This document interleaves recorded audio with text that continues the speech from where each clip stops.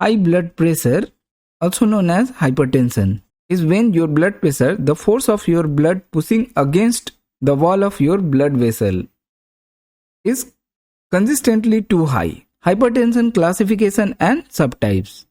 Hypertension can be classified in different ways, helpful for its diagnosis and clinical management. The two principal division: severity, that is the height of the BP, and underlying cause, that may be primary or secondary hypertension.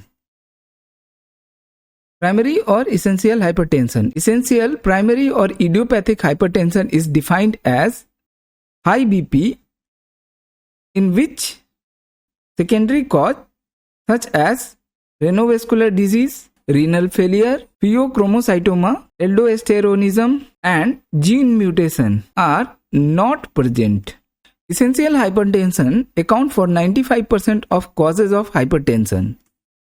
Essential hypertension is a heterogeneous disorder with different patients having different causal factors that lead to high BP.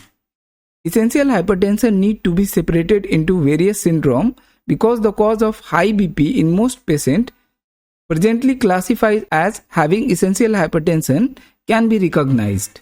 Secondary hypertension is defined as elevated blood pressure secondary to an identifiable cause. However, the identification of the etiology and pathophysiology of secondary hypertension is essential in selected group of patients, such as renal parenchymal disease. The renal parenchymal disease is the most common cause of secondary hypertension. It is a group of different renal disorders which may include diabetic nephropathy, glomerulonephritis, intestinal renal parenchymal disease, and polycystic kidney disease. More than half of the patients with renal parenchymal disease are found to have hypertension, and the incidence of hypertension increases with the worsening of renal parenchymal disorders. Development of hypertension has a negative effect on renal parenchymal disease, and it accelerates the worsening of renal function and leads to end-stage renal disease. The next is endocrine disorders. Hypertension due to endocrine disorder is caused by increased secretion of hormone. The common endocrine disorders responsible for secondary hypertension, including primary aldosteronism, pheochromocytoma, and Cushing syndrome. And primary aldosteronism is responsible for the majority of endocrine hypertension cases. Acromegaly, primary hyperparathyroidism, and thyroid disorder are very rare cause of secondary hypertension. Renovascular disorders.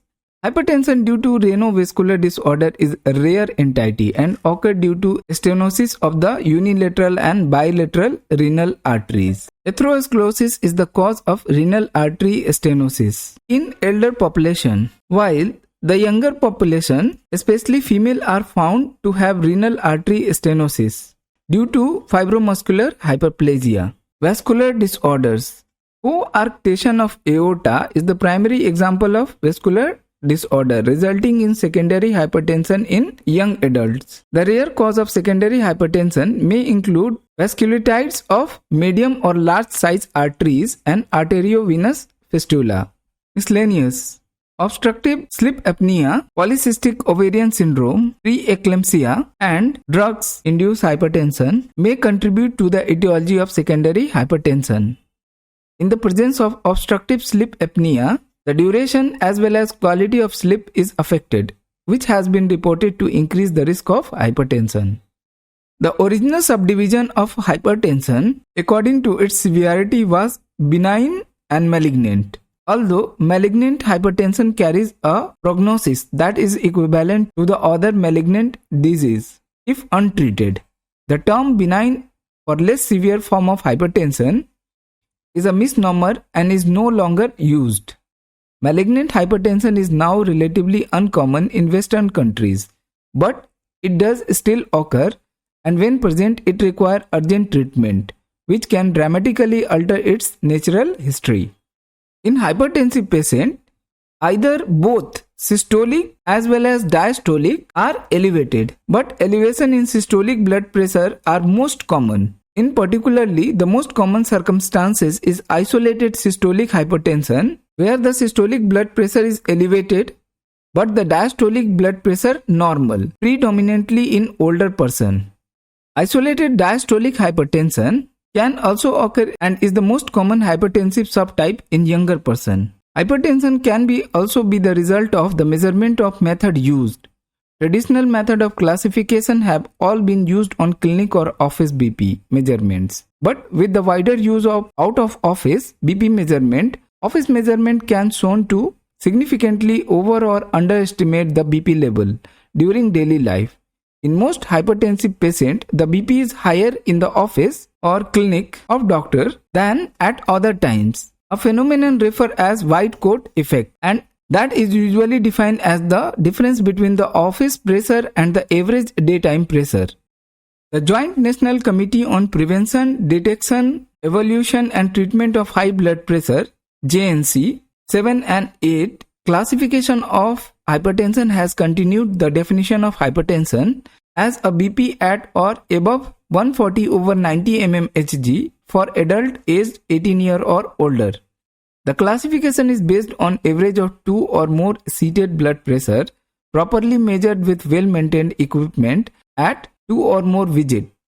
Hypertension has been divided into stage 1 and 2 hypertension, as well as the goal level that were recommended for treatment as the recent clinical practice guidelines from the American Society of Hypertension and International Society of Hypertension.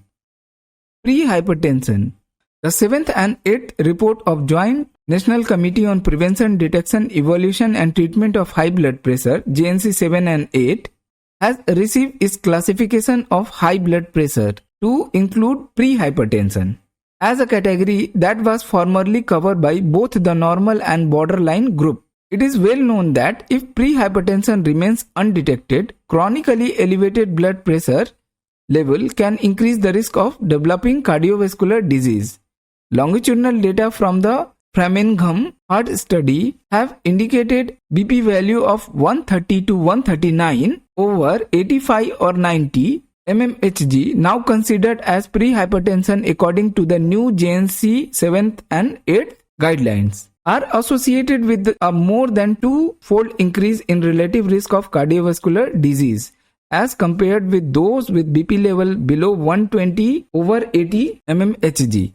Even considering the potential increase in risk factor for cardiovascular disease, pre-hypertension is not a disease category.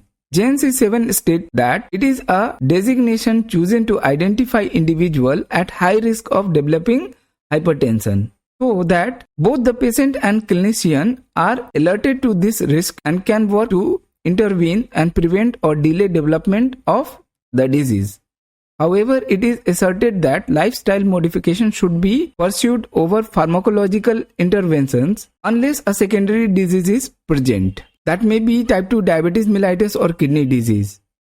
Additional changes that result in increased BP stem for pathological arteriolar hypertrophy. People who have BP in pre-hypertensive range have a higher risk of heart disease and stroke than do people with blood pressure below this level, and also approximately 15% of blood pressure related death from coronary heart disease occur in individuals with blood pressure in the pre-hypertensive range. The lifetime risk of hypertension warranting the importance of the concept of pre-hypertension to help motivate physicians and patients alike to promote lifestyle modification to prevent or delay the transition to clinical hypertension. Importantly, pre-hypertension has been recently shown to be associated with abnormalities of cardiac structure and function, specifically increased left ventricle remodeling and impaired diastolic function. Inflammatory factors including C-reactive proteins, interleukin 6 and tumor necrosis factor alpha, as well as increased arterial stiffness in older patients. Isolated systolic hypertension. As we know, hypertension is a common condition which is increasingly prevalent with age. Indeed, 50% of those aged over 60 years are hypertensive, of which the majority have isolated systolic hypertension. This is characterized by an increase in systolic blood pressure, but a normal or reduced diastolic blood pressure. Although initially considered a benign consequence of aging, isolated systolic hypertension and a wide pulse pressure per second are actually pathological and associated with a considerable increased risk of cardiovascular disease. Although initially considered a benign consequence of aging and a wide pulse pressure are actually pathological and associated with a considerable increased risk of cardiovascular disease. So, isolated systolic hypertension is the predominant form of hypertension in the elderly population, traditionally defined as systolic blood pressure above 140 mmHg with diastolic blood pressure of less than 90 mmHg. It is estimated that 15% of people aged 60 years and above have isolated systolic hypertension. 2017 American College of Cardiology or American Heart Association blood pressure guidelines. However, the systolic blood pressure of 130 mmHg is now considered hypertensive all ages. The new definition of hypertension will lead to an increased number of elderly being diagnosed with high blood pressure. Isolated systolic hypertension remains an important public health concern as chronically untreated high systolic blood pressure patients carry significant mortality and morbidity. In contrast of hypertension in younger subjects, isolated systolic hypertension in older adults result from stiffening of the central conduit arteries, which normally serve to buffer the cycle changes in pressure arising from the intermittent left ventricle ejection. Traditionally, the structural components of the arterial valve were thought to be the major determinant of vessel stiffness. However, there is a functional regulation of conduit artery stiffness by smooth muscle tone, which is influenced by circulating and endothelium-derived vasoactive mediators, including NO and endothelin 1. Normally, isolated diastolic hypertension is most common in younger persons, whereas isolated systolic hypertension subtype is most common in those aged 60 years and above, accounting more than 90% of hypertension in those 80 years and over. Isolated diastolic hypertension. As we discussed, more common in young age, a systolic BP is less than 140 mmHg. Accompanied by a diastolic blood pressure of more than or equal to 90 mmHg, defined as isolated diastolic hypertension. This represents more than half of the hypertension under the age of 40 years. White coat hypertension, also known as isolated office hypertension. Patients with white coat hypertension experience a spike in their blood pressure, specifically when it is measured at doctor's office or clinic, but not in other settings, such as at home. When this phenomenon is detected in patients who are not taking medication, it is referred as white coat hypertension or isolated office hypertension. Commonly used definition is a persistently elevated average office blood pressure of 140/90 mmHg or more and average ambulatory reading of less than 135/85 mmHg. It is more common in women, old adult, non-smoker and those with recently diagnosed hypertension. Masked hypertension. Patients with masked hypertension, on the other hand, have normal blood pressure reading at doctor's office or clinic, but they experience increase in blood pressure at other time of day or in different setting. This is the mirror image of white coat hypertension. It is present in mostly of patients not receiving any hypertensive treatment. Also, persons with pre-hypertension are most likely to have masked hypertension and can have developed target organ damage before transition to established sustained hypertension. Patients with white coat or masked hypertension often require special monitoring and testing to ensure they receive the most accurate diagnosis. Patients with this condition may be misdiagnosed if only standard in-office testing is used. 24 hours ambulatory blood pressure monitoring allow the patient physician to assess the patient's blood pressure outside the doctor's office. This method provides overall blood pressure level and offers a more complete picture of the patient condition to ensure appropriate treatment and control of elevated blood pressure. Pseudo-hypertension. The term pseudo-hypertension is misleading. It suggests a false elevation of diastolic blood pressure when in actually it is low. This condition represents wide pulse pressure isolated systolic hypertension in the elderly. It frequently occurs in diabetes and diabetic kidney disease and is associated with extensive calcification of many large arteries, including the brachial and elastic aorta. With the advent 24 hours ambulatory blood pressure monitoring, cases of pseudo-hypertension have largely disappeared from literature, except for false inclusion in textbooks. Hypertensive crisis.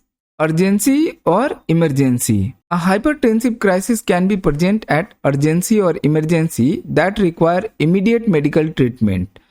A hypertensive urgency is defined as having two or more reading where the systolic blood pressure is elevated at 180 mmHg or higher diastolic blood pressure of 110 mmHg without associated with organ damage, and may or may not be accompanied by symptoms such as severe headache, nosebleed, shortness of breath, or severe anxiety.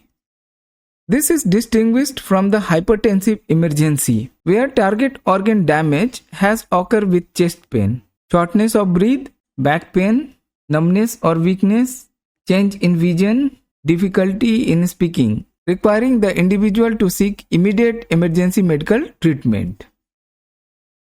Malignant hypertension. Malignant hypertension is defined as the presence of elevated blood pressure in association with bilateral retinal hemorrhage and or exudates with or without papilledema. Treatment of malignant hypertension has a dramatic effect on survival. Classification by cause.